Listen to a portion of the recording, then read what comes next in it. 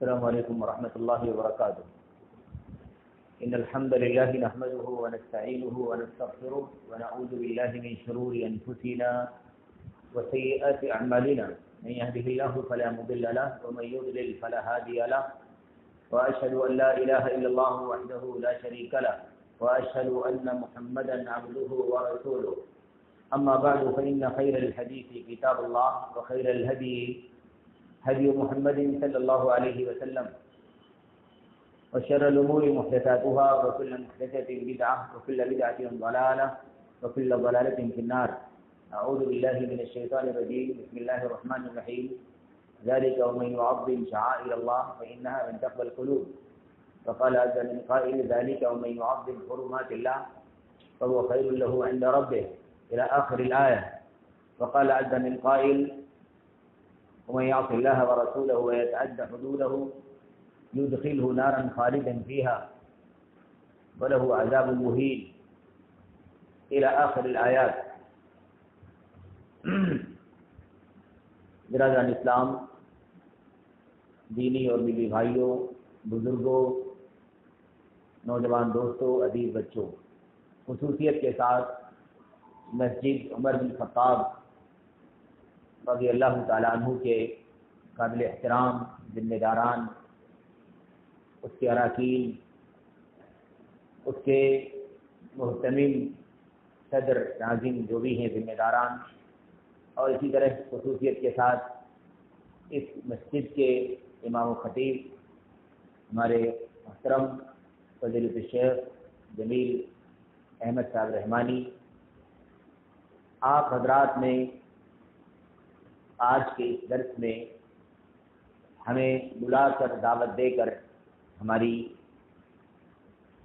عزت کی. آپ نے ہمیں شرف بخشا ہے. ہم شرف لے کے نہیں آئے ہیں، شرف آپ نے ہمیں دیا ہے. میرے بھائیوں، کار خیر میں، دعوت اللہ کے مشن میں اگر اللہ تبارک و تعالیٰ نے کہیں شرکت کی توفیق عطا فرما دی، خواہ افادے کے لیے یا استفادے کے لیے، کہ اللہ تبارک و تعالیٰ کی طرف سے شرف ہے، سعادت. میں آپ تمام ذمہ داروں کا خصوصیت کے ساتھ شکر ادا کرتا ہوں کہ آپ حضرات نے میری عزت کی اور آپ حضرات نے مجھے یہ موقع دیا کہ اپنے بھائیوں سے ملاقات کروں. بڑی تعداد، چھوٹی تعداد سے کوئی تعلق نہیں ہے. ابھی شیخ کہہ رہے تھے کہ تعداد زیادہ نہیں ہوتی ہے، لیکن اسے ریکارڈ کیا جاتا ہے، لوگ پہنچایا جاتا ہے، لوگ سنتے ہیں، استفادہ کرتے ہیں. آج کا جو موضوع ہے وہ اللہ تبارک و تعالیٰ کی شعائر کی حرمت اور اس کی حرمت کا پاس و لحاظ نہ کرنے کا انجام کیا ہوتا ہے. یہ عنوان، یہ بھی اس کی بہت ساری مثالوں میں سے ایک مثال ہے. اللہ تبارک و تعالیٰ کے دین کی دعوت، یہ اللہ عز و جل کے انبیاء علیہ السلام کا مشن ہے. اور میں عرض کر دوں کہ چونکہ مجلس چھوٹی ہے اور درس کا ماحول زیادہ بہتر ہے، کسی خطاب یا تقریر کا نہ یہ موقع ہے نہ اس کی ضرورت ہے. یہ کہیں زیادہ مفید ہے کہ ہم بیٹھ کر کے اللہ تبارک و تعالیٰ کے اس گھر میں اللہ کے کلام کی آیتوں کو سمجھیں، نبی کریم صلی اللہ علیہ وسلم کی حدیث کو سمجھیں. یہ زیادہ اہم ہے اور زیادہ بہتر ہے. اس لیے کسی تقریر یا خطاب وغیرہ کی نہ تو ضرورت ہے اور نہ یہ ماحول ہے. اس لیے ہم انشاءاللہ تبارک و تعالیٰ جو بھی وقت گفتگو کریں گے، انشاءاللہ یہ اللہ کے کلام کی آیات کو سمجھنے، اللہ کے نبی علیہ السلام کی احادیث اور آپ کی سنت کو سمجھنے اور اس کی روشنی میں ہمیں اور آپ کو اس موضوع کے سلسلے میں خصوصیت کے ساتھ کیا کرنا چاہیے، کیا مطلوب ہے اور کیا ہم اس میں غلط کرتے ہیں، اس پر انشاءاللہ تبارک و تعالیٰ گفتگو ہوگی، بات چیت ہوگی. تو دعوت کی بات آئی کہ اللہ تبارک و تعالیٰ کے شاعر کی تعظیم کرنا، یہ دراصل تعظیم کرنے والے کے دل میں اللہ تبارک و تعالیٰ کا تقویٰ ہے، یا اس کی علامت ہے. اللہ کے شاعر کی تعظیم وہی کرتا ہے، وہی اس کو سمجھتا ہے، اس کی قدر کرتا ہے جس کے دل میں اللہ تبارک و تعالیٰ کا تقویٰ ہوا کرتا ہے. تو تعظیم کرنا اللہ کے شاعر کی، یہ دلوں میں تقویٰ ہے، اس کی دلیل ہے، اس کی علامت ہے، اس کی شہادت. یہ بھی ایک مثال ہے ان بہت ساری سینکڑوں ہزاروں مثالوں میں سے جہاں اللہ تبارک و تعالیٰ کے شاعر کی بے حرمتی کی جاتی ہے۔ آپ دیکھیں کہ دعوت اللہ کا جو مشن ہے یہ انبیاء علیہ السلام کا مشن، جنہیں اللہ تبارک و تعالیٰ منتخب کرتا ہے۔ اللہ اعلم حیث یجعل رسالتہ، اللہ تبارک و تعالیٰ خوب جانتا ہے کہ اپنی رسالت، اپنی پیغمبری کس کے سپرد کرے۔ کون ہے اس لائق اللہ تعالیٰ کے بندگان میں سے کہ اللہ تعالیٰ اسے اپنا پیغمبر بنا دے، اپنا رسول بنائے، اپنی رسالت کے مشن کو اچھی طرح سے ادا کرنے اور نبھانے کے لیے اسے ذمہ داری سونپے۔ اللہ تبارک و تعالیٰ ہی اس چیز کو اچھی طرح سے جانتا ہے، اور کون اس کا اہل ہے، کون اس کا مستحق ہے، یہ اللہ تبارک و تعالیٰ کے فیصلے پر مبنی موقوف۔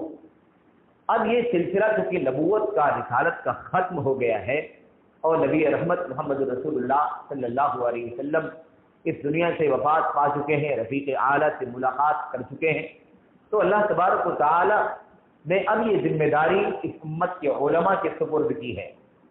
اس امت کے سپرد نہیں کی ہے، اس امت کے علماء کے سپرد کی ہے، کیونکہ امت کے اندر بہت سارے لوگ ہیں، بہت بڑی تعداد ہے۔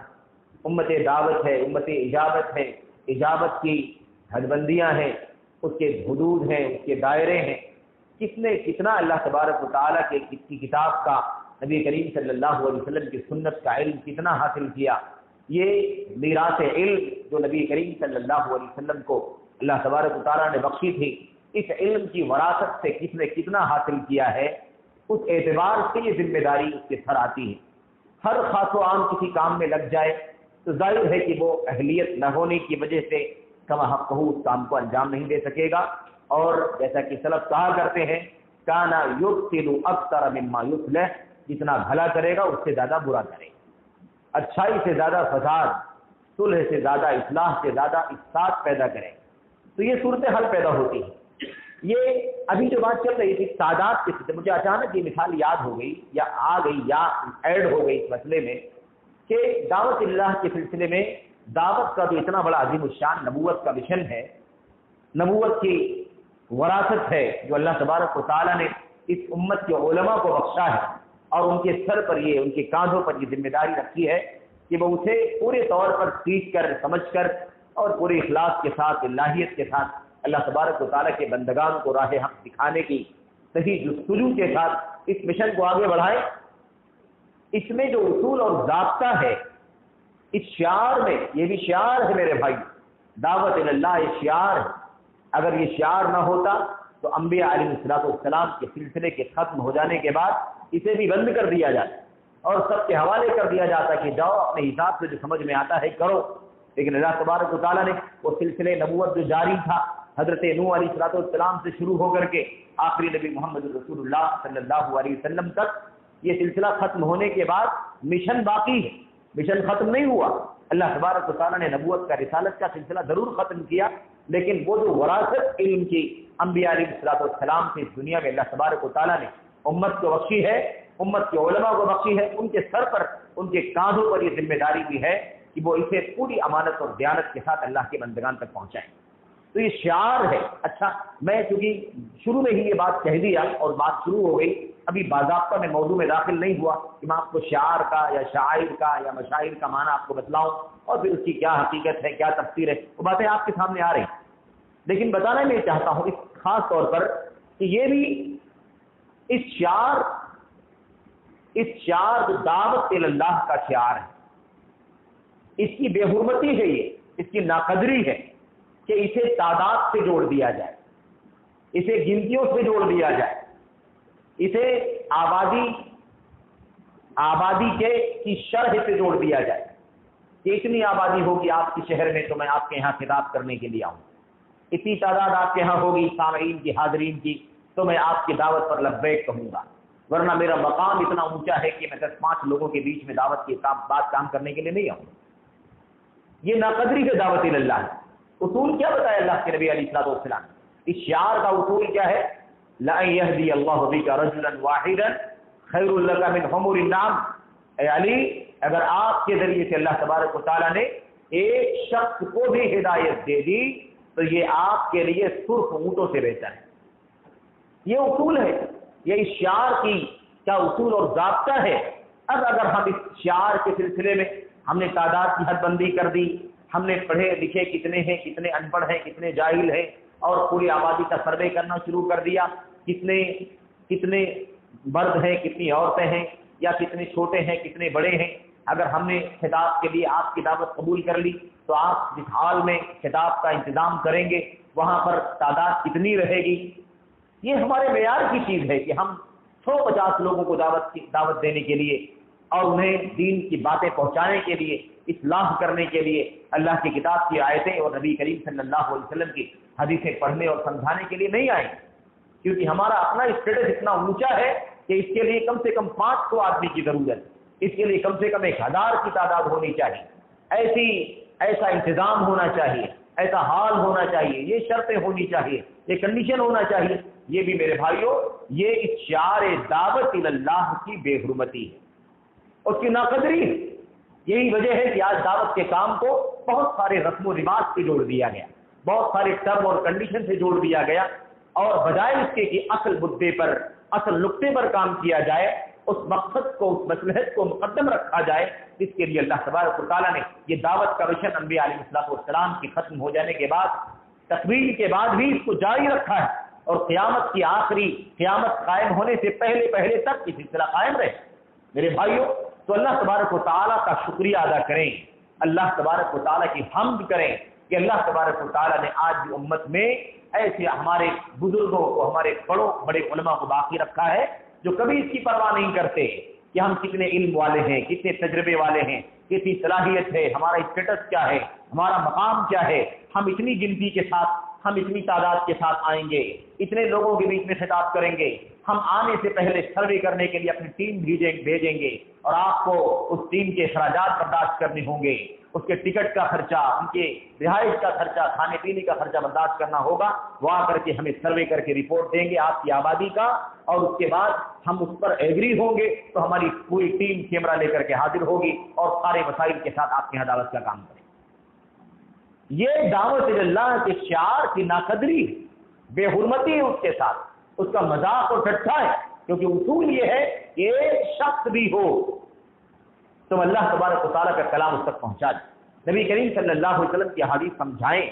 ابھی ہم سب کے جو سب کے مربی ہیں، معلم ہیں، شیخ ظفر الحسن مدنی صاحب اکثر و بیشتر آتے رہتے ہیں، ہم سب ان سے استفادہ کرتے ہیں۔ وہ واقعہ بیان کرتے تھے، چونکہ وہ امارات میں زمانے سے رہتے ہیں، تقریباً 35-40 سال کے قریب ہو گئے ان کو۔ اگر وہ خطبہ دے کر کے فارغ ہو جاتے ہیں، خطاب کر کے فارغ ہو جاتے ہیں، اور ہمیشہ آپ کے درس میں، آپ کے خطاب میں ریگولر حاضر ہونے والا کوئی شخص آتا ہے اور کہتا ہے شیخ میرا درس چھوٹ گیا، میں نہیں پہنچ سکا، مجھے تاخیر ہو گئی پہنچنے میں، اور آپ کا قیمتی درس چھوٹ گیا، میں چاہتا ہوں کہ آپ مجھے بتائیں کہ آپ نے کیا اس درس میں کیا خطاب کیا ہے۔ تو شیخ ظفر الحسن مدنی اللہ ان کو جزائے خیر عطا فرمائے، انہوں نے بتایا کہ ہم یہ نہیں دیکھتے ہیں کہ ابھی ہم نے خطاب کر دیا، 1 گھنٹہ ہم نے تقریر کر دی اور ہزاروں لوگوں نے سن لیا، ابھی ایک شخص آیا ہے اس کے لیے ہم کیا بتائیں، اور ہم اسے ٹال دیں، ہم اسے واپس کر دیں کہ نہیں، کیا ایک آدمی کے لیے ہم کیا باتیں کریں گے، کیا تم کو سمجھا دیں، جاؤ پھر آگے موقع ملے گا، دھیان دینا، حاضر رہنے کی کوشش کرنا اور استفادہ کرنا، ایک آدمی کے لیے ہم کہاں گھنٹے بھر کی باتیں کریں گے۔ شیخ صاحب نے بتایا، کہا ہم ایک آدمی کی بھی پرواہ نہیں کرتے، ایک آدمی ہے تو کیا ہوا، اس کے ساتھ ہم آدھے گھنٹے پونے گھنٹے بیٹھتے ہیں، 1 گھنٹہ بیٹھتے ہیں اور پورے خطبے کا، پورے خطاب کا خلاصہ اس کے سامنے پیش کرتے ہیں۔ کیوں؟ اس لیے کہ اگر ہم نے اس کو ٹال دیا اور ہمارے انکار کی وجہ سے وہ شخص چلا گیا، اور کوئی کار خیر، کوئی بات خیر کی، کوئی نیکی کی بات، کوئی ہدایت کی بات اس کو مل سکتی تھی جس کے ذریعے سے اس کی اصلاح ہو جاتی، اسے جنت سے اللہ تبارک و تعالیٰ جنت میں داخل فرما دیتا، جہنم کے عذاب سے اللہ تعالیٰ اسے نجات دے دیتا۔ اگر ایسی کوئی چیز موجود ہو اور اللہ تبارک و تعالیٰ نے ہدایت لکھی ہو اس کے لیے، اور اگر ہم نے انکار کر دیا تو آپ بتائیے کہ کتنے بڑے مجرم قرار پائیں۔ تو یہ ان بہت ساری مثالوں میں سے ایک مثال ہے میرے بھائی۔ بہرحال آئیے، یہ تو شیخ کی بات مجھے بات یاد آ گئی کہ یہ بھی ایک مثال ہے آج کے دور میں۔ اللہ کے شاعر کی تعظیم ہونی چاہیے، اللہ کے شاعر کا احترام ہونا چاہیے، اس کا ادب ہونا چاہیے۔ یہ ناقدری ہے، یہ بے حرمتی ہے، بے ادبی ہے، اس کا ٹھٹھا اور مذاق ہے جو مشن نبی انبیاء علیہ السلام کو اللہ تبارک و تعالیٰ نے عطا فرمایا تھا، اور انبیاء کے بعد یہ نظام، یہ پوری ذمہ داری امت کے علماء کی کاندھوں پر، ان کے سروں پر آ گئی۔ میرے بھائی، آج کا جو عنوان ہے وہ عنوان کیا ہے؟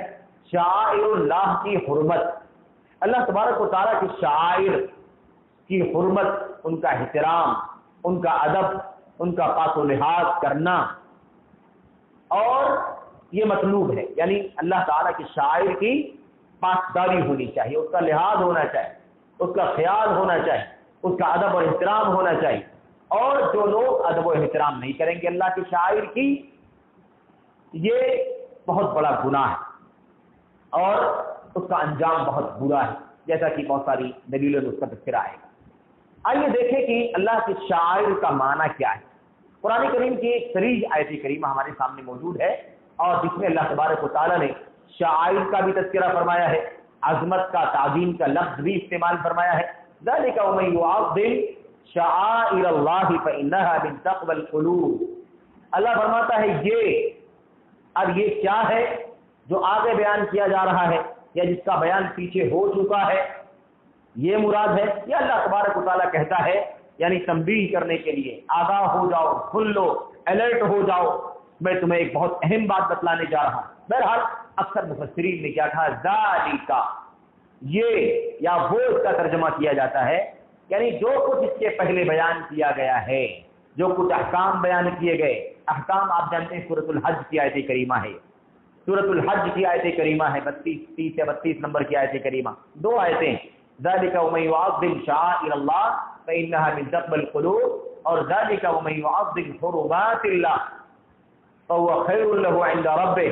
یہ دو آیتیں ہیں اور دونوں کا معنی قریب قریب ہے، یا دونوں آیتیں ایک ساتھ ضروری ہے اس کا تذکرہ کرنا تفسیر کو سامنے رکھتے ہوئے، کیونکہ ایک تفسیر کے مطابق یا عام طور پر مفسرین کی تفسیر کے مطابق یہ دونوں آیتیں ایک ساتھ میں بیان کی جانی چاہیے۔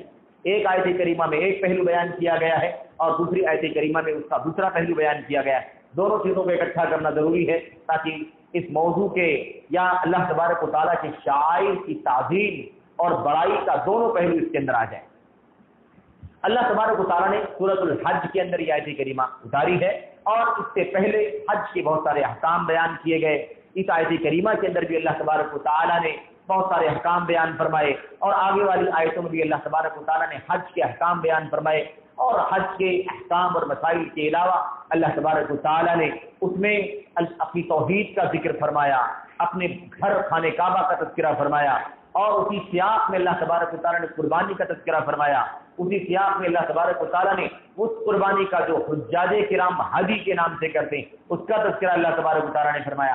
پھر اسی ضمن میں سرسری طور پر مینا مزدلفہ آ جاتا ہے، عرفات آ جاتا ہے۔ اسی طریقے سے اسی سیاق میں اللہ تبارک و تعالیٰ نے اشارتاً اللہ تبارک و تعالیٰ نے صفا اور مروہ کا بھی تذکرہ فرما دیا ہے، ورنہ صراحت کے ساتھ دوسری آیت کریمہ میں اللہ تبارک و تعالیٰ نے بیان فرمایا ہے کہ یہ صفا اور مروہ جو دو پہاڑیاں ہیں جس کے بیچ حج کرنے والا، عمرہ کرنے والا سعی کرتا ہے، دونوں کے بیچ دوڑتا ہے، یہ کیا ہے؟ یہ اللہ تبارک و تعالیٰ کی شاعر میں سے۔ شاعر کیا ہے؟ شاعر اللہ، اللہ تعالیٰ کی شاعر۔ شاعر یہ شعیرتن کی جمع ہے، شعیرہ ایک کو کہتے ہیں، اور شاعر بہت ساری چیزوں کو کہتے ہیں۔ اب اگر لفظی تشریح میں جائے تو وقت چلا جائے گا، لیکن لفظ سے ہم دور ہٹ جاتے ہیں، لفظ چھوڑ دیتے ہیں، دیکھتے ہیں اس کا معنی یہاں کیا ہے۔ شعیرہ کے معنی کیا ہوتے ہیں؟ اگر اس کو ہم مفسرین کے الفاظ میں یا اہل علم کے الفاظ میں اگر آپ کے سامنے رکھیں تو کہتے ہیں الشعیرۃ ہی کل ما جعل علما علی طاعۃ اللہ۔ اس کا معنی یہ ہے کہ شعار یا شعیرہ جس کی جمع شاعر آتی ہے، یہ شعیرہ، یہ شعار، یہ ہر اس چیز کو کہا جاتا ہے جسے اللہ تبارک و تعالیٰ کی اطاعت، اس کی فرما برداری اور اس کی بندگی کے لیے کوئی اونچا نشان بنا دیا گیا۔ وہ چیز جو اللہ کی اطاعت کا بڑا نشان ہو، وہ کوئی چیز جو اللہ کی اطاعت، عبادت اور بندگی کے لیے کوئی بہت بڑی نشانی ہو، ایسی چیزوں کو کیا کہا جاتا ہے؟ شعیرہ کہا جاتا ہے، اور اس کی جمع شاعر آتی ہے۔ ایسے ہی اسی معنی کا لفظ شعار ہے جو اکثر اردو میں استعمال ہے، اور شعار آپ جانتے ہیں لوگو کو کہا جاتا ہے۔ لوگو ہے نا، مونوگرام جو ہوتا ہے کسی کمپنی کا، ہماری اس مسجد کا بھی ہوگا یا ہمارے ٹرسٹ کا بھی ہوگا جس کے تحت یہ مسجد چل رہی ہے، تو جو لوگو ہوتا ہے نا، مونوگرام جس کو کہا جاتا ہے، اس کو بھی عربی میں شعار کہا جاتا ہے۔ کیوں؟ اس لیے کہ وہ علم ہے، وہ نشانی ہے اس ادارے کی، اس ٹرسٹ کی پہچان ہے، اس مسجد کی پہچان ہے، جہاں وہ لوگو آئے گا ہم فوراً جان جائیں گے کہ یہ فلاں ادارے کا ہے کہ نہیں؟ تو میرا اشعار بھی اسی معنی میں ہے، ایک نشانی، ایک کھلی نشانی، ایک ظاہر و باہر علامت، سمبل جس کو ہم کہہ سکتے ہیں، اور اسی سے ملتا جلتا ایک لفظ ہے، اور ان سارے الفاظ کا روٹ ایک ہی ہے، شین عین را۔ اب میری آپ سے پہلی ملاقات ہے، یہ میرے لیے شرف اور سعادت کی بات ہے، مجھے حقیقت نہیں معلوم کہ آپ کا مزاج کیسا ہے، بہت باریک باتیں کرنی چاہیے یا بہرحال انشاءاللہ آپ سے ملاقات بھی ہوئی ہے اور ہوتی رہے گی انشاءاللہ، تو ہم دونوں ایک دوسرے سے واقف ہو جائیں گے انشاءاللہ تبارک و تعالی۔ بہرحال تو میں یہ کہہ رہا تھا کہ یہ شین عین را اس کا روٹ ہے، اسی سے شعار بنا ہے، اسی سے مشعار بنا ہے، اسی سے شاعرہ بنا ہے، سارے الفاظ کا روٹ ایک ہی ہے۔ شعار کے معنی علم، سمبل کے، نشان کے ہوتے ہیں، شعیرہ ہم نے کہا کہ ایک بڑی کھلی ظاہر باہر نشانی کو کہا جاتا ہے، جھنڈے کو کہا جاتا ہے شعار۔ ایسے ہی مشعر بھی استعمال کیا جاتا ہے۔ مشعر کسے کہتے ہیں؟ مشعر کہتے ہیں وہ جگہ جہاں پر کوئی نشان بنایا گیا ہو، نشان لگانے کی جگہ، جھنڈا گاڑنے کی جگہ، سمبل لگانے کی جگہ کو مشعر کہا جاتا ہے۔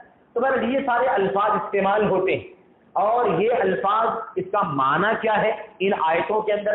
ذَلِكَ وَمَن يُعَظِّمْ شَعَائِرَ اللَّهِ فَإِنَّهَا مِن تَقْوَى الْقُلُوبِ۔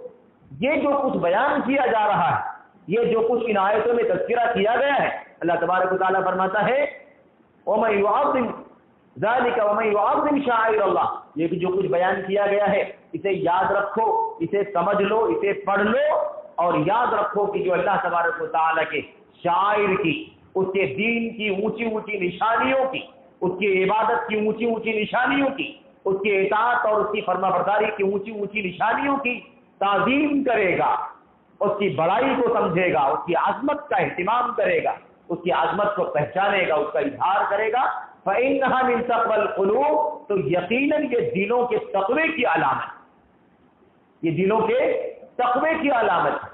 یہاں اللہ تبارک و تعالیٰ نے اتنے جامع انداز میں یہ بات بیان فرمائی ہے، یہ تو نہیں کہا صراحت سے کہ تعظیم کرو، لیکن اللہ نے کیا فرمایا؟ یاد رکھو اللہ کی ان اونچی اونچی نشانیوں کی تعظیم وہی کر سکتا ہے جس کا دل اللہ کے تقوی سے معمور ہوگا، جس کے دل میں تقوی نہیں ہوگا، جس کے دل میں اللہ کا ڈر نہیں ہوگا، جسے اللہ تبارک و تعالیٰ کے عذاب سے بچانے کے لیے فکر نہیں ہوگی، وہ اللہ تبارک و تعالیٰ کی اونچی اونچی نشانیوں کی تعظیم نہیں کرے گا، اسے نہیں بجا لائے گا، اس کا اہتمام نہیں کرے گا۔ تو اللہ تبارک و شاعر کی تعظیم، تو یہ تو معنی ہو گیا شاعر کا، اللہ کے اطاعت، اللہ کی عبادت، اللہ کی بندگی کی اونچی اونچی جو مثالیں ہیں، اونچی اونچی جو نشانیاں ہیں، خاص طور پر یہ اللہ تبارک و تعالیٰ کے شاعر ہیں۔ اب اللہ کے شاعر میں کیا آتا ہے؟ اب اللہ کے دین کا سب سے اونچا شعار کیا ہے؟ اللہ تبارک و تعالیٰ کی وحدانیت، اللہ کی توحید، اور نبی رحمت صلی اللہ علیہ وسلم کی رسالت کا اعلان کلمہ توحید کے ذریعے سے۔ کلمہ توحید یہ سب سے بڑا شعار ہے، سب سے بڑا شعیرہ ہے میرے بھائیوں، اسی لیے اس کو العروۃ الوثقیٰ کہا گیا، مضبوط کڑا، مضبوط بندھن۔ اور اس حدیث کی اس آیت العروۃ الوثقیٰ جو سورہ بقرہ میں اللہ تبارک و تعالیٰ نے فرمایا، اس آیت کریمہ کی تفسیر میں اگر آپ اللہ کے نبی علیہ السلام کی حدیثوں کو دیکھیں گے تو آپ کو یہ چیز حدیثوں میں ملے گی، اس کا یہ موقع نہیں ہے میرے بھائی، اس میں چیز آپ کو ملے گی واقعی۔ صحابی رسول نے خواب دیکھا، صحیح بخاری کی روایت میں خواب دیکھ کر کے اللہ کے نبی کے پاس آ کر کے خواب بیان کیا، اے اللہ کے نبی ایسا ایسا میں نے دیکھا ہے، اور اس خواب کو آپ دیکھیے گا بعد میں اس حدیث کے اندر، اس میں جو اصل بتانا ہے مجھے، ہم نے کہا نا کہ ایک اونچی نشانی، کھلی نشانی، ایک کھلا اونچا جھنڈا جو سب کو دکھائی دے، پہچان ہو جائے، علم ہو جائے، سمبل بن جائے، اس حدیث کے اندر باقاعدہ یہ چیز موجود ہے کہ میں نے خواب میں ایک باغ دیکھا، جنت کی کیاری دیکھا، اس کیاری کے اندر ایک بڑا سا علم لگا ہوا ہے، علم ستون کھمبا لگا ہوا ہے، اور اس کھمبے کے اوپر میں نے دیکھا کہ کھمبے کے اوپر میں چڑھ نہیں پا رہا ہوں، فرشتہ مجھے کوئی کہہ رہا ہے کہ چڑھ جاؤ، اس ستون کے اوپر کیا ہو جاؤ، اس جھنڈے کے اوپر، اس پلر کے اوپر چڑھ جاؤ، لیکن میں کہہ رہا ہوں کہ میں نہیں چڑھ پاؤں گا، تو مجھے کہتا ہے تم چڑھنے کی کوشش کرو، ہم تمہاری مدد کر کے چڑھا دیں گے تم۔ تو کہا کہ میں نے چڑھنے کی کوشش کیا اور اس کے بعد جب چڑھنے لگا تو واقعی ان لوگوں نے میری مدد کی جن لوگوں نے مجھے کہا چڑھ جاؤ، اور جب میں چڑھا تو اس کے بعد چڑھتے چڑھتے اوپر ایک کڑا میرے ہاتھ میں آ گیا ہے نا۔ آدمی چڑھے اور چڑھنے کے بعد اوپر اونچائی پر پہنچنے کے بعد اس کے ہاتھ میں کوئی ایسی چیز آ جائے، کوئی آدمی درخت پر پیڑ پر چڑھ رہا اور اس کے ہاتھ میں چڑھتے چڑھتے بچا کر کے مشکلوں سے چڑھے اور گرنے سے پہلے اچانک اس کے ہاتھ سے کوئی مضبوط شاخ آ جائے تو آپ بتائیے کہ اس کی نجات کا ذریعہ بن جائے گا کہ نہیں بن جائے؟ تو وہاں علم، اس حدیث میں علم موجود ہے۔ تو سب سے بڑا شعار کیا ہے؟ سب سے بڑا شعار اللہ تبارک و تعالیٰ کی توحید اور نبی کریم صلی اللہ علیہ وسلم کی رسالت اور نبوت کا اعلان جو ہم کرتے ہیں، اشہد ان لا الہ الا اللہ و اشہد ان محمد رسول اللہ، یہ سب سے بڑا شعار، یہ شعیرۃ الشعائر ہے، یہ ساری نشانیوں کا سب سے بڑا نشان ہے۔ اس کے بعد اللہ کے دین کی موٹی موٹی علامتیں کون کون سی ہیں؟ سب سے اونچا اونچا کھمبا کون سا ہے؟ اونچا اونچا جھنڈا کون سا ہے؟ جو اسلام کا نام لیتے ہی مسلمان ہی نہیں، غیر مسلم بھی فوراً سمجھ جاتا ہے کہ مسلمانوں کی دین کی چیز ہے۔ حج کہو گے تو سارے لوگ سمجھیں گے کہ نہیں سمجھیں گے کہ مسلمانوں کی ہے یہ عبادت؟ نماز کہو گے ساری دنیا جان جائے گی کہ نماز تو مسلمانوں کے ہاں ایک ورشپ ہے، عبادت۔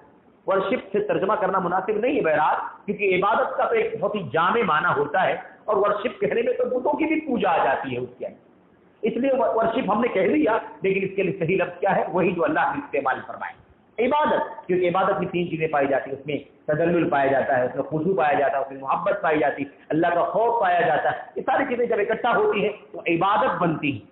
جبکہ یہ بتوں کے سامنے جو عبادت کر رہے ہیں، غیروں کے سامنے سر جھکا رہے ہیں، اس میں یہ ساری چیزیں نہیں پائی جاتی ہیں جو اللہ تبارک و تعالیٰ کے لیے مطلوب ہے۔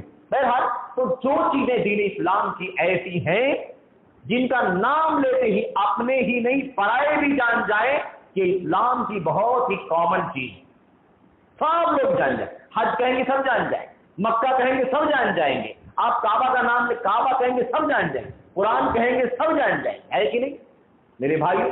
سب جان۔ ایسے روزہ، حج، زکات، اس سارے نام آپ اس طرح کے کوئی بھی چیز کا نام لیں گے تو یہ سب کیا ہے؟ دین اسلام کا شعار۔ قربانی، ابھی آج نا قربانی، اس قربانی کو جو ہم کرتے ہیں جانوروں کی شکل میں اللہ تبارک و تعالیٰ کا نام لے کر اس کی رضا کے لیے ذبح کرتے ہیں، یہ کیا ہے؟ یہ مسلمانوں کا شعار، مسلمانوں کا شعیرہ، ایک واضح پہچان ہے مسلمانوں کی، اور اسلام کی ساری دنیا جانتی ہے کہ مسلمان بقری عید کیا کہتے ہیں؟ یہ لوگ بقری عید کہتے ہیں۔ بہرحال میرے بھائیوں، سب جانتے ہیں کہ ایک عید ان کی آتی ہے، تہوار ان کا آتا ہے جس میں یہ لوگ جانوروں کو ذبح کرتے ہیں، گوشت بڑی فراوانی کے ساتھ فقیروں کو، مسکینوں کو، محتاجوں کو، سب کو دیتے ہیں، بانٹتے ہیں۔ تو یہ الحمدللہ کیا ہے؟ دین اسلام کا، یہ دین اسلام کا شعار، دین اسلام کا یہ علم ہے، دین اسلام کی بہت ہی موٹی اور بنیادی چیز ہے میرے بھائی۔ تو خیر پتہ کیا چلا کہ یہ اللہ تبارک و تعالیٰ کا شعار۔ بہرحال یہ ہم نے جو آپ کے سامنے باتیں کہی ہیں، یہ شعیرہ کا، شعار کا ایک اسلام میں جو معنی ہے وہ ہم نے آپ کے سامنے رکھا ہے کہ اسلام کے اندر اس کا ایک کامن معنی ہے، عام معنی ہے۔ اسلام کے اندر، دین کے اندر وہ چیزیں تو اس دین اسلام کے اندر ایک عام سی پہچان ہے، اسلام کی موٹی موٹی چیزیں ہیں وہ سب کے سب شعار کے اندر آتی ہیں۔ اچھا میرے بھائیوں، اللہ کے کلام کی آیت کریمہ میں جہاں اس کا تذکرہ آیا ہے اور جس سیاق اور پس منظر میں یہ عنوان بھی منتخب کیا گیا ہے وہ کیا ہے؟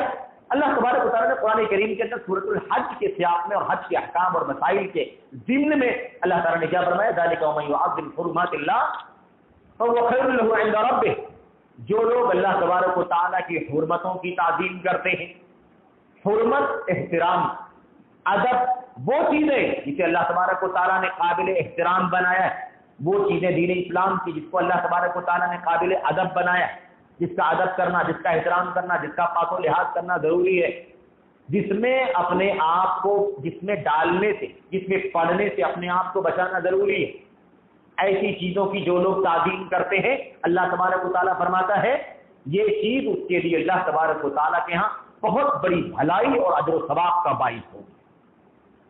خیر آئے گی بات، اس آیت کریمہ پھر آئیں گے انشاءاللہ ہم لوگ۔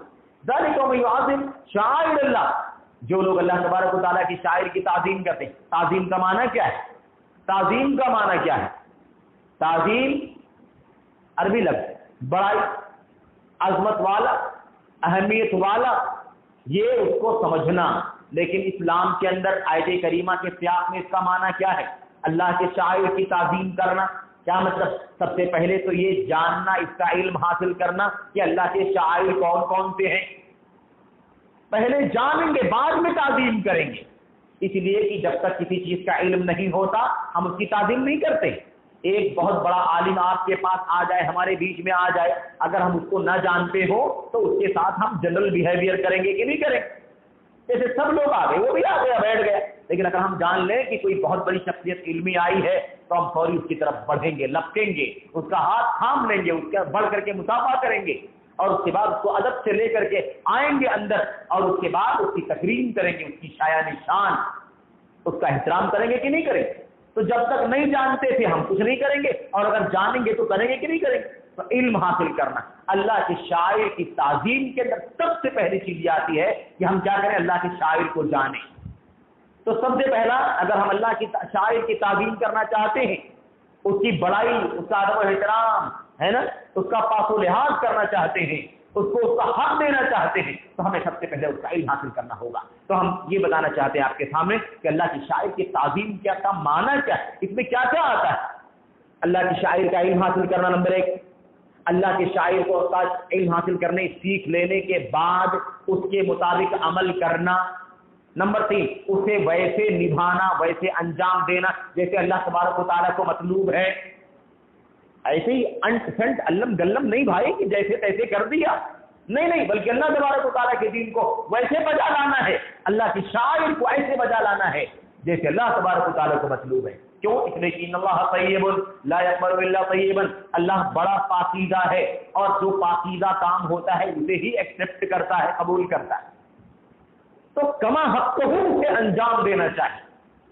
اس کے بعد میرے بھائیوں اس کا پاس و لحاظ کرنا، اس کی تعظیم کرنا. اس میں اور کیا آتا ہے؟ اس میں یہ آتا ہے کہ ہم اس شاعرہ یا ان شاعر کی طرف لوگوں کو دعوت دیں، انہیں بلائیں، اس کی تعلیم دیں، اسے سکھائیں، اس کی عظمت، اس کا مقام، اس کا مرتبہ، اس کا ادب و احترام ان لوگوں کے دلوں میں بٹھائیں کہ بھائی اللہ تبارک و تعالیٰ کے دین کا بہت اونچا کام ہے. یہ معنی ہو گیا کس کا؟ تعظیم کا. اچھا، آیت کریمہ میں تعظیم شاعر کا جو معنی ہے وہ کیا ہے؟ ہم نے بار بار کہا کہ چونکہ حج سے متعلق آیت کریمہ ہے اس لیے اس کی تفسیر میں حضرت ابن عباس رضی اللہ تعالیٰ عنہ، تابعین میں سے حضرت مجاہد ابن جبر رحمۃ اللہ علیہ، اور دیگر بہت سارے صحابہ اور تابعین، بڑی تعداد ہے، بہت سارے علماء مفسرین نے اس کی تفسیر میں کئی ایک باتیں کہی ہیں. جو اللہ کے شاعر کی تعظیم کرے گا، اللہ کے شاعر کا معنی کیا ہے؟ کسی نے کہا اس سے مراد، اس کا معنی کیا ہے؟ اس سے مراد اللہ کا گھر خانہ کعبہ ہے. کسی نے کہا اس سے پوری مسجد حرام مراد، کسی نے کہا اس سے مراد حج بیت اللہ، کسی نے کہا اس سے مراد عرفات، کسی نے کہا اس سے مینا مزدلفہ ہے، کسی نے کہا اس سے مینا مزدلفہ عرفات مکہ ہے نا، بیت اللہ خانہ کعبہ، طواف، سعی، حج کی قربانی، اس کے علاوہ پتھروں سے جمرات کو کنکری مارنا، مینا میں رات گزار، یعنی حج کے سارے احکام اور مسائل یہ اللہ تبارک و تعالیٰ کے شاعر میں سے یہ ساری تفسیر کی گئی، تفسیر میں ساری باتیں کہی گئی ہیں. اب چونکہ حج کے سیاق میں آیت کریمہ ہے اس لیے مفسرین نے کیا کہا؟ اسی سیاق میں باتیں کی. کسی نے کہا اس سے مراد اللہ تبارک و تعالیٰ کے نام پر جانور قربان کرنا ہے، چاہے وہ حج میں قربان کیا جا رہا ہو، حج قران اور تمتع میں، اور چاہے وہ عام مسلمان اپنے گھروں میں رہنے والے جو حج میں نہیں ہے قربانی کرتے ہوں، کیونکہ حج اور قربانی یہ دونوں چیزیں ایک ساتھ میں بیان کی جاتی ہیں، دونوں چیزیں ایک ساتھ میں ذکر کی جاتی ہیں.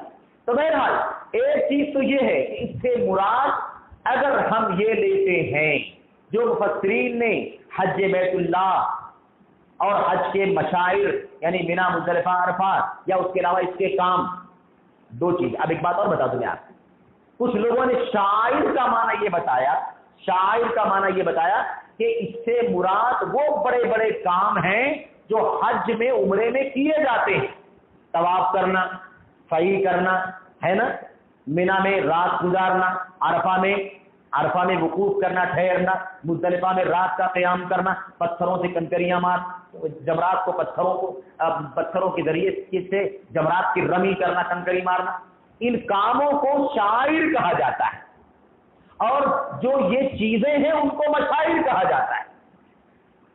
جو چیزیں ہم کو کیا کہا جاتا ہے؟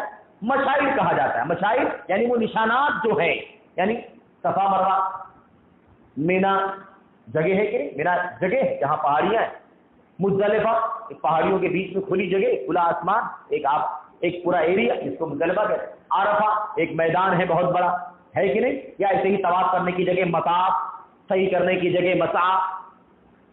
تو کچھ لوگوں نے یہ تفسیر میں کہا کہ اس سے جو کام یہاں ہوتے ہیں ان کاموں کو شعائر کہا جاتا ہے، اور یہ چیزیں، یہ جگہ جس کا نام بیان کیا جا رہا ہے اس سے مراد مشاعر ہے. اس لیے ہم لوگ کیا کہتے ہیں؟ مشاعر مقدسہ، مینا، مزدلفہ، عرفات. یہ بہرحال وہ کام جو وہاں عبادت کے کیے جاتے ہیں وہ بھی کھلی کھلی نشانیاں ہیں، بڑی بڑی نشانیاں ہیں، اور جہاں وہ عبادت کے کام کیے جاتے ہیں وہ بھی بڑی بڑی نشانیاں ہیں. آپ اس کے بعد ایک دو آیتوں پر غور کریں اور زیادہ معاملہ واضح ہو جائے. اللہ تبارک و تعالیٰ نے قرآن کریم میں کیا فرمایا؟ قربانی کے بارے میں اللہ نے کیا فرمایا؟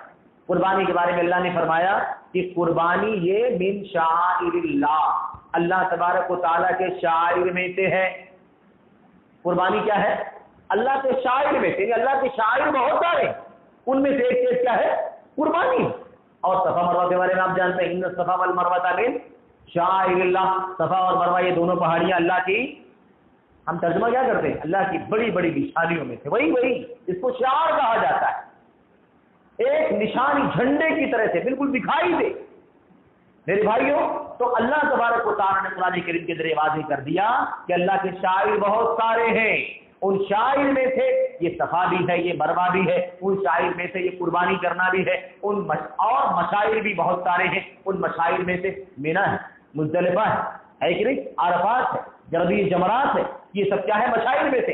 اس کے بعد علماء نے اور ایک خاص بات بیان فرمائی ہے کہ شاعر اور مشاعر اور شعار، ان تینوں کے علاوہ ایک بہت ہی خاص جگہ ہے جس کا نام ہی مشعر ہے، اور وہ کیا ہے؟ المشعر الحرام، قابل احترام جگہ جہاں مزدلفہ میں آج مسجد بنی ہوئی. مزدلفہ میں الحمدللہ جو ہمارے بھائی حج کر کے آئے ہوں گے، جو گئے ہوں گے یا ایسے بھی گئے ہوں گے، دوسرے عمرے کے ٹرپ میں بھی لوگ گھماتے ہیں، ہے نا، وزٹ کراتے ہیں. آپ نے دیکھا وہ سفید سی ایک مسجد بنی ہوئی ہے مزدلفہ کے میدان میں. وہ جگہ ہے جہاں نبی کریم صلی اللہ علیہ وسلم نے کھڑے ہو کر کے دعا فرمائی تھی، اور اس کو کیا کہا؟ فاذکروا اللہ عند المشعر الحرام، قابل احترام جو جگہ ہے، مشہور جگہ، واضح جگہ، اس جگہ کو مشعر حرام کہا گیا. تو آپ دیکھیں کہ شاعر، مشاعر، شعار اور مشعر حرام ایک کئی الفاظ استعمال ہوئے، اور سب کے اندر ایک معنی مشترک ہے، یہ دین اسلام کی بہت ہی اونچی اونچی چیز ہے. تو دو باتیں آپ کو سمجھنی. ایک بات تو یہ ہے کہ یہ حج سے متعلق احکام کے ضمن میں آیت کریمہ آئیں گی. اب حج کے ضمن میں اگر اس کا معنی لیتے ہیں تو ان شاعر کی تعظیم کرنا کیسے ہے؟ ہمیں ان شاعر کی تعظیم کیسے ہم کریں بھائی؟ ان کی بڑائی کیسے بجا لائیں؟ ان کی عظمت کیسے پہچانیں؟ ان کا ادب احترام پاک و لحاظ کیسے کریں؟ ان کو ان کا حق، ان کا درجہ کیسے دیں؟ یہ کیسے ہوگا؟ کیسے؟ یہاں جو ہمیں سمجھنا ہے وہ یہ ہے کہ ہمیں اللہ تبارک و تعالیٰ نے ان ساری جگہوں پر جو کام کرنے ہیں ان کی ساری وضاحت اللہ تبارک و تعالیٰ نے اپنے کلام کے اندر نبی کریم صلی اللہ علیہ وسلم کی سنت کے ذریعے سے ہم تک پہنچا دیا ہے. ہمیں چاہیے کہ وہاں وہی کام کریں جن کاموں کا اللہ نے حکم دیا ہے، جن کاموں کو نبی کریم صلی اللہ علیہ وسلم نے کیا ہے یا صحابہ کرام کو کرنے کی تعلیم دی ہے. اس کے خلاف کوئی کام نہ کریں، اس کے خلاف کوئی کام نہ کریں. یہ سب سے اہم چیز. یہاں حرمتوں کی پامالی کیسے ہو سکتی ہے؟ اللہ کے شاعر کی تعظیم میں جو خلل پیدا ہوتا ہے اس کی بہت ساری شکلیں ہو سکتی ہیں، بہت ساری شکلیں. اور آج اس حج کے سیاق میں خانہ کعبہ، مسجد حرام اور مینا، مزدلفہ اور صفا، مروہ، مطاف، وسعی، اس سیاق میں اگر آپ بات کریں تو آپ دیکھیں، ہم نے عرض کر دیا ایک موٹی بات یہ ہے کہ ہمیں چاہیے کہ اللہ تبارک و تعالیٰ کی شاعر کی پابندی ویسے کریں جیسے اللہ تبارک و تعالیٰ نے ہمیں کرنے کا حکم دیا ہے، اس کی خلاف ورزی نہ کریں. اب جتنی مخالفتیں ہوتی ہیں وہ سب اس کی خلاف ورزی میں شامل ہو جائیں گی. لیکن میں آپ کے سامنے ایک بات ہٹ کر کے کہنا چاہتا ہوں. آج اس خانہ کعبہ کی حرمت، اس کا احترام، اس کی عظمت میرے بھائیوں، اور اس یعنی وہ سرزمین جہاں اللہ تبارک و تعالیٰ کا گھر خانے کعبہ اور مسجد حرام ہے، اور وہ پوری آبادی، وہ پورا علاقہ جس کو حدود حرم کہا جاتا ہے، اس کی حرمت کا عالم کیا ہے، اس کی عظمت کا عالم کیا ہے میرے بھائیوں. اللہ اکبر. ہم پرندے کا شکار نہیں کر سکتے ہیں. اللہ، ہم وہاں پر وہاں کے خود رو پودوں کو کاٹ نہیں سکتے، وہاں کے کانٹوں کو جو خود سے اٹھتے ہوتے توڑ نہیں سکتے، وہاں مار دھاڑ نہیں کر سکتے، جھگڑا نہیں کر سکتے. اور اس مسارے ان شاعر کی تعظیم آج نہیں، مسلمان اور اسلام کے آنے کے بعد، زمانے جاہلیت کے اندر جب اسلام نہیں آیا تھا، اسلام دو معنی میں استعمال ہوتا ہے. ایک اسلام کا خاص معنی ہے جس کا معنی یہ اسلام، یہ دین ہے جسے اللہ تبارک و تعالیٰ نے ہمیں عطا فرمایا ہے محمد رسول اللہ صلی اللہ علیہ وسلم کے ذریعے سے، قرآن کریم کے ذریعے.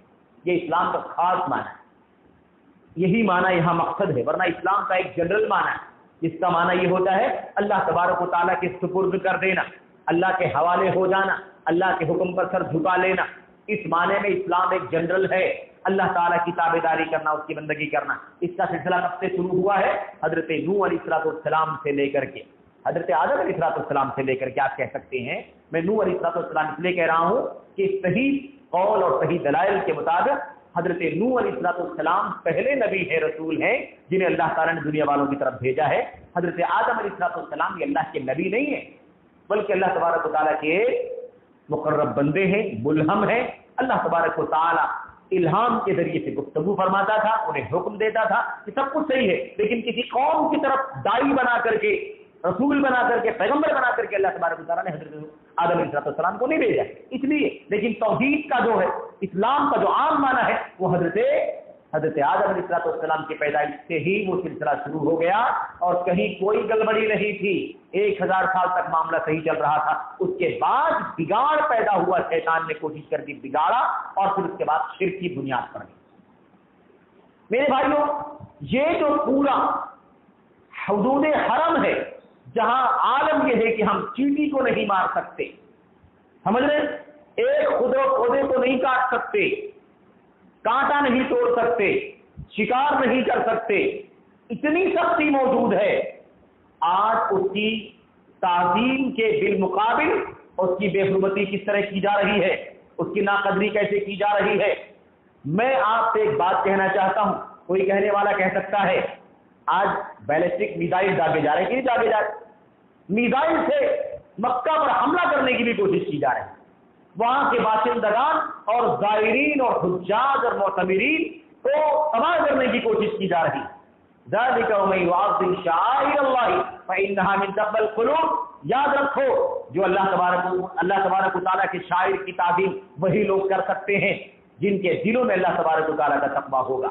ہمارا اختلاف کتنا بھی کیوں نہ ہو گیا ہو، عام بات میں ایک ضابطے کی بات کرنا چاہتا ہوں، ہمارا کتنا بھی اختلاف کسی سے کیوں نہ ہو گیا ہو، لیکن اگر اہل حرم سے ہمارا کوئی اختلاف ہے، اور وہ اختلاف کتنا بھی زیادہ کیوں نہ ہو، لیکن آپ مجھے بتائیے اللہ تبارک و تعالیٰ کو حاضر سمجھتے ہوئے کہ اللہ تبارک و تعالیٰ ہمیں دیکھ رہا ہے، ہماری باتوں کو سن رہا ہے، اللہ تبارک و تعالیٰ کو ہماری باتوں کا علم ہے، اپنی ذات کے ساتھ تو عرش پر مستوی ہے.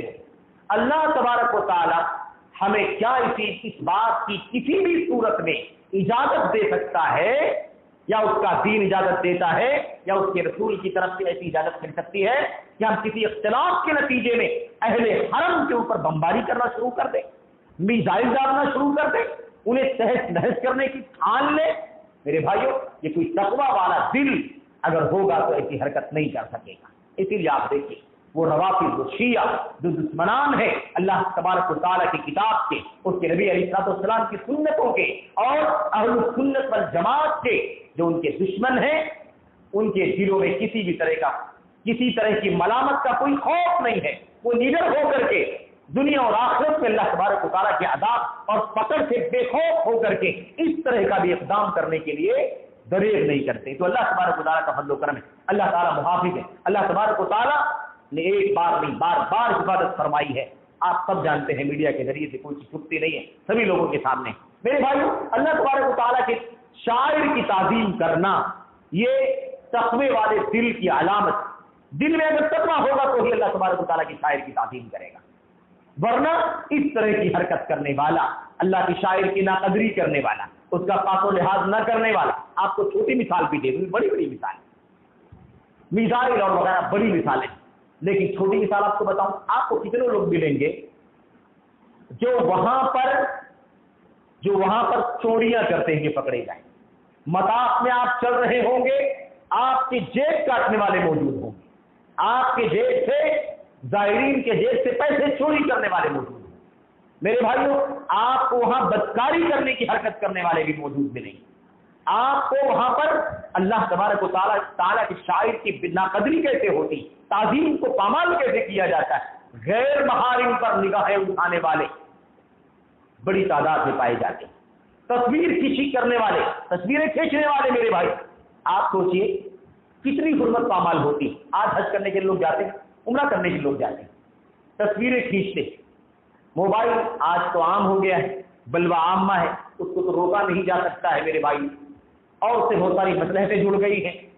کچھ لوگوں کے مشورے آئے تھے کہ حرمین شریفین میں جب زائرین آئیں تو جیمر کے ذریعے سے موبائل کو بند کر دیا، سروے کیا گیا، ریاستہ کے لوگوں نے سروے کیا، پتا چلا سروے میں یہ مصلحت تو ٹھیک ہے کہ لوگ فوٹو نہیں کھینچ سکیں گے، موبائل جام ہو جائے گا، ان کا کیمرہ بھی کام نہیں کرے گا، لیکن سوال یہ ہے کہ بڑی تعداد میں بھیڑ بھاڑ ہو جاتی ہے، اگر موبائل بند ہو جائیں گے تو لوگ اپنے متعلقین سے رابطہ کیسے کر پائیں گے، لوگ کھو جائیں گے، اپنے پہچان والوں کو ڈھونڈ کیسے سکیں، کسی سے کوئی چیز پوچھنا چاہیں گے تو کیسے پوچھ سکیں، گھر والوں کی خبر گیری کرنے کی نوبت آ جائے، کسی کے ساتھ کوئی حادثہ ہو جائے ناگہانی، وہ خبر دینا چاہے گا، موبائل بند ہوگا، خبر کیسے مل پائے گی، اس لیے اس کو بند نہیں کیا جا سکتا ہے۔ میں آپ کو ایک بات کہنا چاہتا ہوں، اللہ کے شاعر کی تعظیم کی پامالی کیسے ہوتی، اللہ کے شاعر کی پامالی کیسے ہوتی، اس کی تعظیم کو کیسے تباہ کیا جاتا ہے۔ آپ دیکھیے، ایک حاجی جاتا ہے، ایک عمرہ کرنے والا جاتا ہے، کیمرہ ساتھ میں رہتا ہے، وہ خود بھی فوٹوگرافی کرتا ہے، یا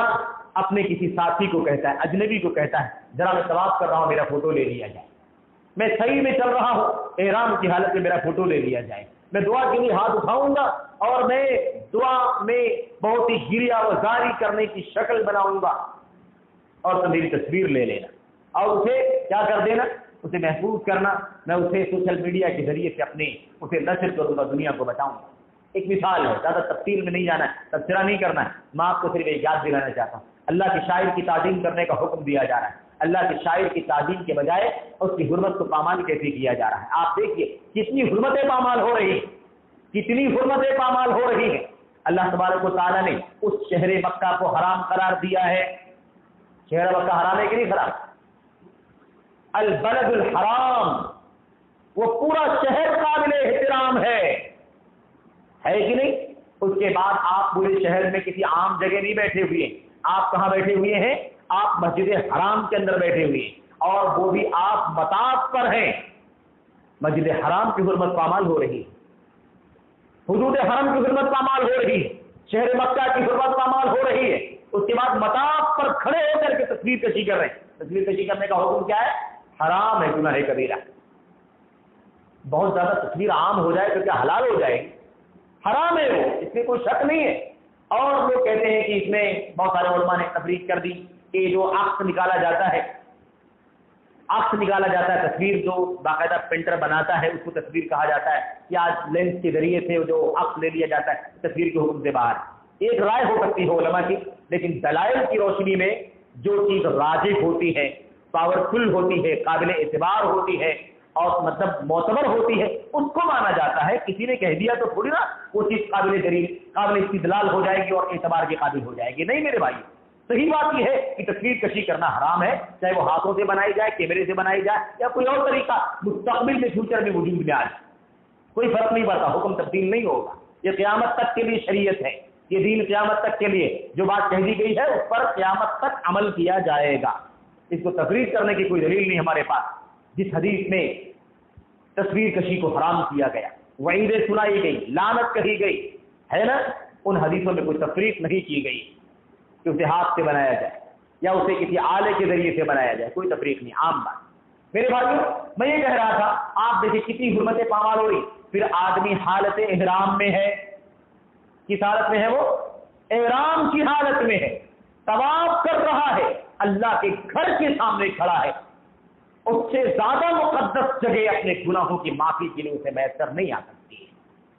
وہاں پر بجائے اس کے کہ اپنے گناہوں کو دھونے کی کوشش کرتا، وہ ایک حرام اور گناہ کبیرہ کر کے 10 حرمتوں کو پامال کر رہا ہے۔ پھر اس کے بعد اور ذرا کھل کر کے آپ سوچیں، نبی کریم صلی اللہ علیہ وسلم کی تصویر کشی کرنے والوں پر لعنت، اس لعنت کا مرتکب ہو رہا ہے۔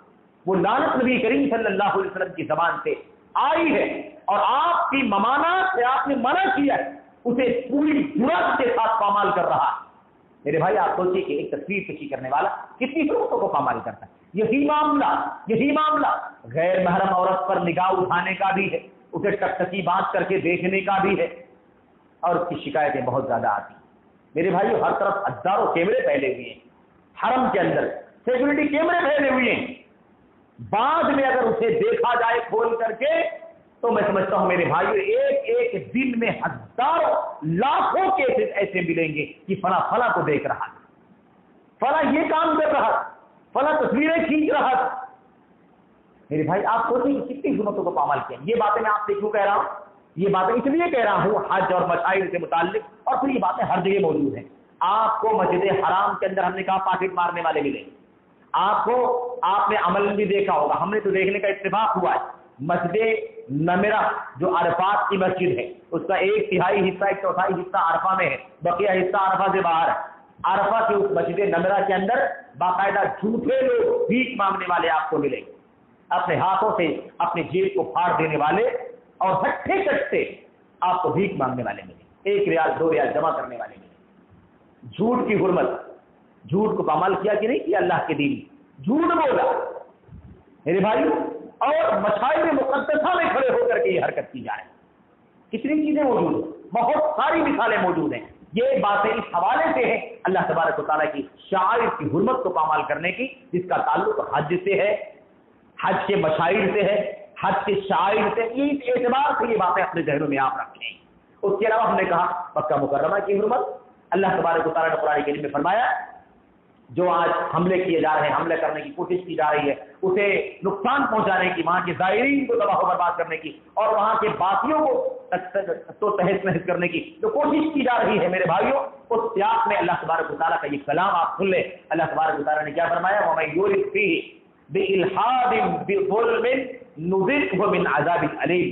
اللہ تبارک و تعالیٰ فرماتا ہے جو اس اللہ تبارک و تعالیٰ کے گھر میں الحاد کرے گا، ظلم و زیادتی کا کام کرے گا، مار دھاڑ کرنے کی کوشش کرے گا، خونریزی کرنے کی کوشش کرے گا، فساد پھیلانے کی کوشش کرے گا، نذقہ من عذاب علیم، اسے ہم دردناک عذاب چکھائیں گے، ہم اسے دردناک عذاب چکھائیں گے۔ دردناک عذاب کا انتظار اسے کرنا چاہیے میرے بھائی۔ تو اللہ تبارک و تعالیٰ کے شاعر جس کا تعلق اللہ تبارک و تعالیٰ کے اس فریضہ حج بیت اللہ اور اس کے مشاعر اور اس کے علاوہ خانہ کعبہ، مسجد حرام، منی، مزدلفہ، عرفات، مطاف اور صعی اور اس کے علاوہ طواف اور ساری چیزوں سے تعلق رکھتا ہے، یہ اس حوالے سے اللہ تبارک و تعالیٰ کے شاعر کی تعظیم کی بات ہوئی ہے۔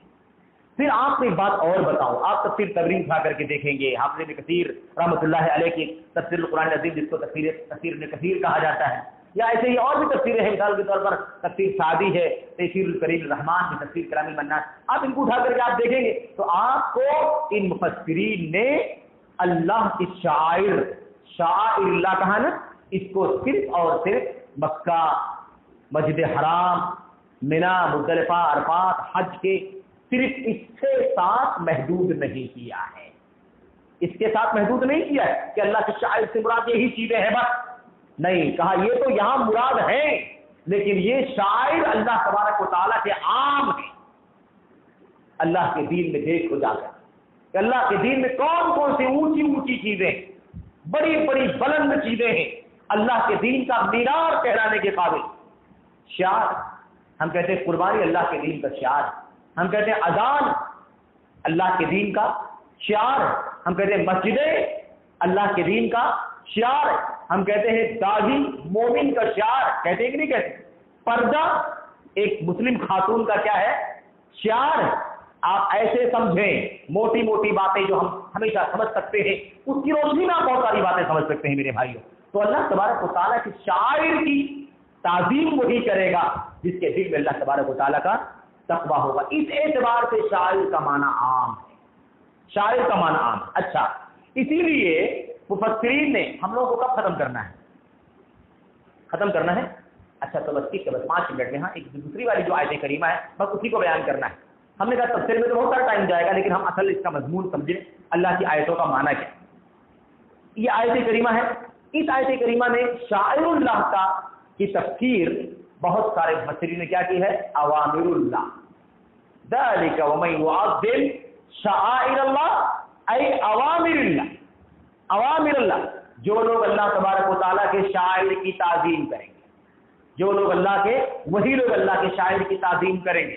اللہ کے شاعر کی تعظیم یعنی اللہ کے اوامر کی تعظیم، یعنی جن باتوں کا اللہ تبارک و تعالیٰ نے حکم دیا ہے، اور اللہ نے بہت ساری باتوں کا حکم دیا ہے، ان احکام میں کوئی چیز زیادہ اونچی ہے اور کوئی چیز اس سے کم ہے. ہم جانتے ہیں نا شریعت اسلامیہ کے اندر درجات ہے، کن درجات ہے؟ فرائض اور واجبات کا درجہ سب سے اونچا ہے، اس کے بعد مستحبات کا درجہ آتا ہے، اس کے بعد فضائل کا درجہ آتا ہے، اس کے بعد اولویات کا درجہ. یہ سب درجات ہیں، سمجھ رہے؟ تو اللہ تبارک و تعالیٰ کے شاعر کی تعظیم یعنی اللہ کے اوامر کی تعظیم، جن چیزوں کا اللہ تبارک و تعالیٰ نے حکم دیا اللہ کے دین کے جو احکام ہیں وہ 2 قسموں پر ڈیپینڈ ہے. ایک ہے کرنے والے کام، یہ کرنا ہے، یہ کرنا ہے، یہ کرنا ہے، یہ سب واجبات ہیں، یہ سب اوامر ہیں، اللہ نے حکم دیا. اس کا حکم نماز، روزہ، حج، زکات کا حکم دیا اللہ تبارک و تعالیٰ، یہ اوامر ہے. اور دوسرا پہلو کیا ہے؟ ممنوعات، جسے اللہ تعالیٰ نے منع فرمایا. شرک نہیں کرنا ہے، نماز نہیں چھوڑنا ہے کہ نہیں، چوری نہیں کرنا ہے، زناکاری نہیں کرنا، سود نہیں کھانا ہے کہ نہیں، شراب نہیں پینا ہے، بدکاری نہیں کرنا ہے، غیبت نہیں کرنا، چغل خوری نہیں کرنا، حرام کی ساری چیزیں. تو ایک کیٹیگری معمورات کی جن کا حکم دیا گیا ہے، اور دوسری کیٹیگری کس کی ہے؟ ممنوعات کی. انہی معمورات کو شعائر کہا گیا ہے، اور انہی ممنوعات دوسری کیٹیگری کو اس سے پہلے والی آیت کریمہ میں 2 آیت کریمہ پہلے 30 نمبر غالباً اللہ تعالیٰ نے کیا فرمایا؟ ذالک ومن یعظم حرمات اللہ فهو خیر له عند ربہ. حرمات سے مراد کیا ہے؟ محرمات. حرمات سے مراد محرمات. حرمات کی پہلے بات آ چکی ہے، وہ چیزیں جو احترام کے قابل ہیں. مکہ، خانہ کعبہ، اللہ تبارک و تعالیٰ کا مہینہ ہے کہ نہیں. حج میں اللہ کے نبی نے کیا فرمایا تھا؟ پوچھا کون سا دن ہے، کون سا مہینہ ہے، کون سی جگہ ہے، کون سا شہر ہے. صحابہ نے سوچا کہ لگتا ہے اللہ کے نبی کچھ اور پوچھنا چاہتے ہیں، کامن سوال نہیں ہے، یہ کچھ خاص سوال ہے. صحابہ نے کہا اللہ تبارک و تعالیٰ اس کے رسول ہی جانتے، اللہ اس کے رسول ہی جانتے. اللہ کے نبی نے فرمایا اچھا تم کو نہیں معلوم کہ مکہ ہے؟ کہا ہاں ہم تو جانتے ہیں مکہ. پھر کیوں نہیں جواب دیا؟ ہم نے کہا اللہ کے نبی شاید آپ کچھ اور پوچھنا چاہتے ہیں، تو عام سی بات تھی کہ مکہ ہے. مہینہ نہیں معلوم ہے؟ معلوم ہے. جگہ نہیں معلوم؟ معلوم ہے. دن کون سا نہیں معلوم؟ معلوم ہے. تو یہ سب چیزیں کیا ہے؟ سب قابل احترام. وہ جگہ بھی قابل احترام، وہ مہینہ بھی ذی الحجہ کا قابل احترام، اور وہ گھر اللہ تبارک و تعالیٰ کا مسجد حرام وہ بھی قابل احترام، اور وہ دن میرے بھائی سب سے زیادہ قابل احترام دن کون سا دن؟ یوم الحج الاکبر، 10ویں ذی الحجہ ہے نا. عرفہ جو 10ویں ذی الحجہ، اور پھر اس کے بعد بقیہ 3 دن، یہ سب کیا ہے؟ یہ نہایت ہی محترم دن ہے. یہ تو مہینہ بھی، دن بھی، وقت بھی، جگہ بھی سب قابل احترام. ایک معنی وہی لیا گیا ذالک ومن یعظم حرمات اللہ، اللہ کے حرمتوں کو جو تعظیم کرے گا، یعنی ان چیزوں کی تعظیم کرے گا. دوسرا معنی کیا ہے؟ دوسرا معنی اس آیت کریمہ میں شاعر کا معنی اوامر، اور اس آیت کریمہ میں دوسرا معنی ممنوعات جس کے منع کیا گیا. گویا کہ دونوں آیتوں میں 2 کیٹیگری بیان کی گئی اس دوسرے معنی کے حساب سے. ایک معنی اللہ تعالیٰ نے کن باتوں کا حکم دیا ہے اس کی تعظیم کرنے کا حکم دیا اللہ تبارک و تعالیٰ نے، اور فرمایا کہ جس کے دل میں تقویٰ ہوگا اللہ تبارک و تعالیٰ کا وہی اس کو بجا لائے گا. اور یہاں کیا فرمایا؟ جو اللہ تبارک و تعالیٰ کی حرام کردہ چیزوں سے اپنے آپ کو بچائے گا، اللہ کی محرمات سے اپنے آپ کو بچائے گا. شرک ہے، کفر ہے، بدعت ہے، نفاق ہے، اس کے بعد کبیرہ گناہ، صغیرہ گناہ، جو اپنے آپ کو ان چیزوں سے بچائے گا فهو خیر له عند ربه. تو یہ تعظیم کرنا، اللہ کے حرمتوں کی تعظیم کرنا، اللہ نے جن چیزوں سے منع فرمایا ہے اس میں اپنے آپ کو نہ ڈالنا، بچائے رکھنا، یہ چیز فهو خیر له عند ربه، یہ چیز اس کے لیے اللہ تبارک و تعالیٰ کے ہاں بہت بہتر ہوگی، اجر و ثواب کا ذریعہ ہوگی. میرے بھائیوں مجھے ایک حدیث چھوٹی سی یاد آ رہی. باتیں تو خیر بہت ساری ہیں, مجھے نہیں اندازہ تھا کہ اتنا وقت چلا جائے گا. باتیں بہت ساری ہیں کیونکہ موضوع بہت وسیع ہے اور بہت سارے پہلو ہیں اس کے. اللہ کے نبی محمد رسول اللہ صلی اللہ علیہ وسلم حضرت ثوبان رضی اللہ تعالیٰ عنہ جو نبی کریم صلی اللہ علیہ وسلم کے آزاد کردہ غلام, وہ روایت کرتے ہیں کہ اللہ کے نبی علیہ السلام نے کیا فرمایا. یہ بات کی حدیث صرف اس لیے پیش کر رہا ہوں میں جبکہ وقت ہو چکا ہے, کیونکہ یہ سوشل میڈیا کا دور ہے اور سوشل میڈیا کا ایسا مطلب کے لیے حملہ ہے ہمارے اوپر کہ ہم میں سے کوئی اس سے بچ نہیں سکتا ہے. اب اس کو کنٹرول میں لانے کا کوئی طریقہ ہمیں سوچنا چاہیے. یہ تو پاسبل نہیں ہے کہ موبائل استعمال نہ کیا جائے, انٹرنیٹ کا استعمال نہ کیا جائے, یا اور جو اس کے اندر جو چیزیں ویب سائٹیں اور جو سہولیتیں اس کا استعمال سرے سے نہ کیا جائے. یہ صورتحال آج باقی نہیں بچی ہے. تو اب ہمیں دیکھنا یہ ہے کہ اس کے شر سے کیسے بچیں گے.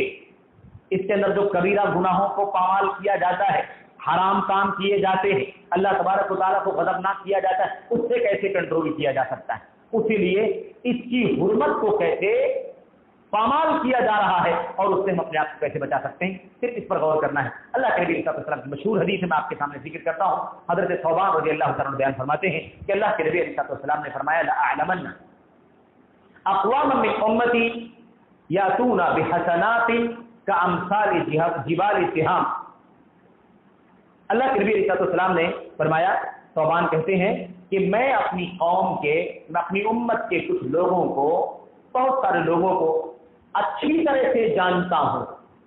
اپنی امت کے بہت سارے لوگوں کو اچھی طرح سے جانتا ہوں جو کل قیامت کے دن تہامہ کی پہاڑیوں کی طرح سے نیکیاں لے کر کے حاضر ہوں گے.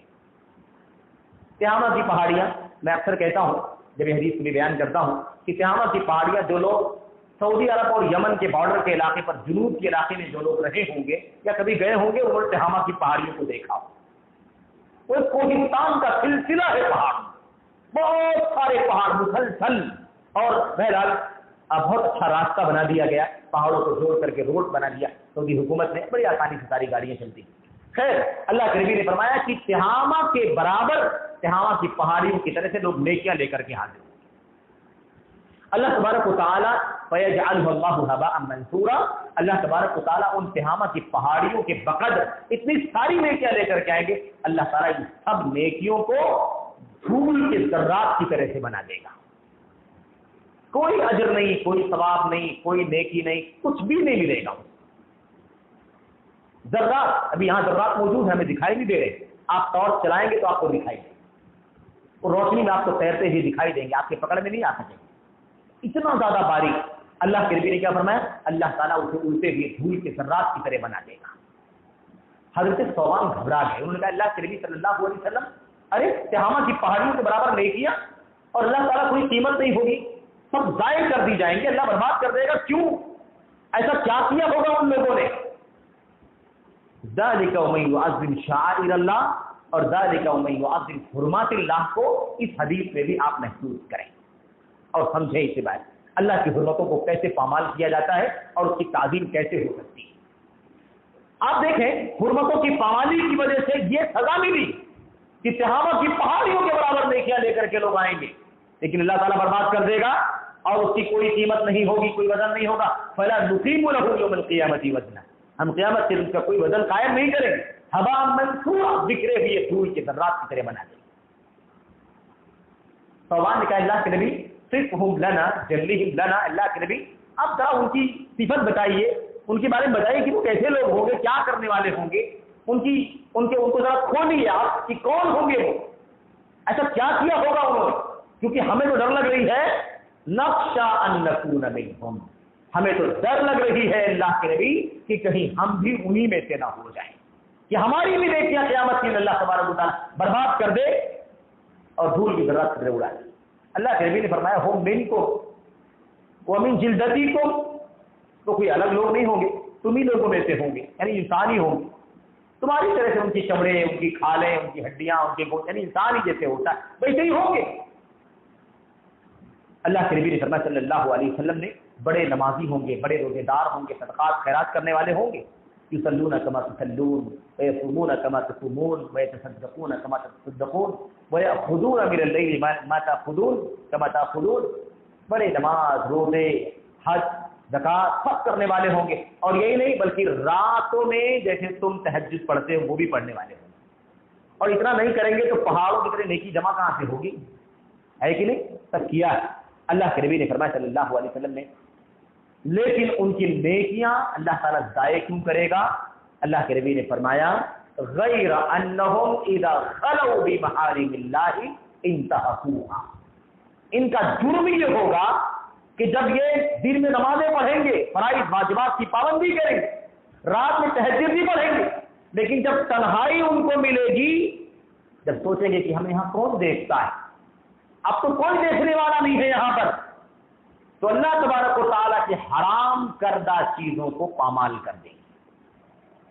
چوری چھپے کوئی نہیں دیکھتا، زناکاری کرنا شروع کر دیں گے، کوئی نہیں دیکھتا سود کھانے شروع کر دیں گے، کوئی نہیں دیکھتا تنہائی میں شراب پینا شروع کر دیں گے، تنہائی کا فائدہ اٹھائیں گے اور کہیں گے کون دیکھتا ہے؟ اذا خلوا، جب تنہائی میں ہوں گے، خلوت میں ہوں گے، انتہکوا بمحارم اللہ، اللہ تبارک و تعالیٰ کے حرام کردہ چیزوں کو پامال کر دیں گے۔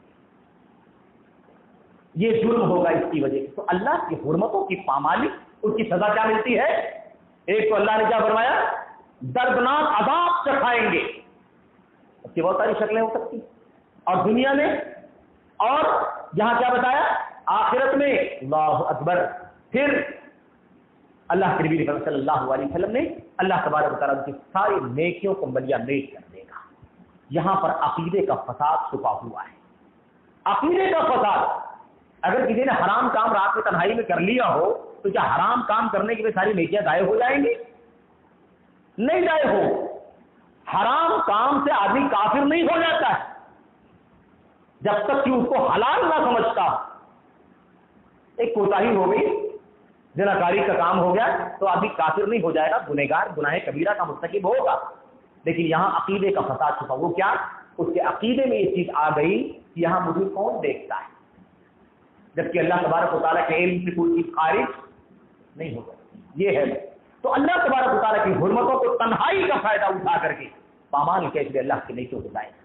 اللہ کے نبی صلی اللہ علیہ وسلم نے ان اللہ سبحانہ و تعالیٰ، ختم کر رہا ہوں میں، فرض فرائض فلا تضيعوها، اللہ نے بہت ساری چیزوں کو فرض کیا ہے، اسے ضائع نہ کرو، اسے ضائع نہ کرو۔ اللہ نے فرض کیا، اس کی پابندی۔ وحرم اشیاء، اور بہت ساری چیزوں کو اللہ تبارک و تعالیٰ نے حرام کر دیا ہے، فلا تنتهكوها، اسے پامال نہ کرو۔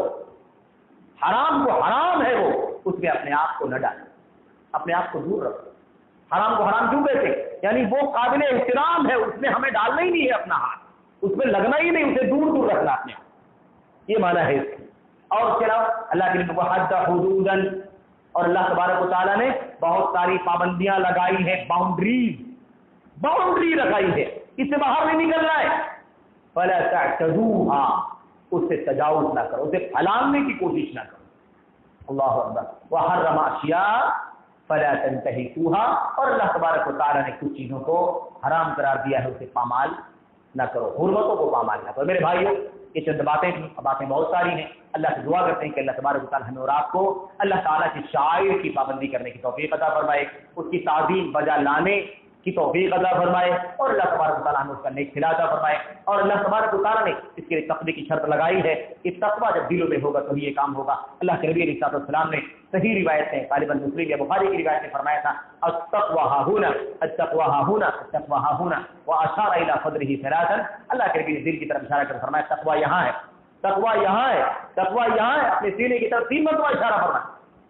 اس کا معنی یہ ہے کہ یہاں تقوی کی جگہ یہ ہے، یہاں اگر سچ مچ تقویٰ ہوگا تو اس کا اثر آپ کی زندگی میں دکھائی دے گا، یہ اثر یہاں تقویٰ ہوگا تو اس کا اثر دکھائی دے گا۔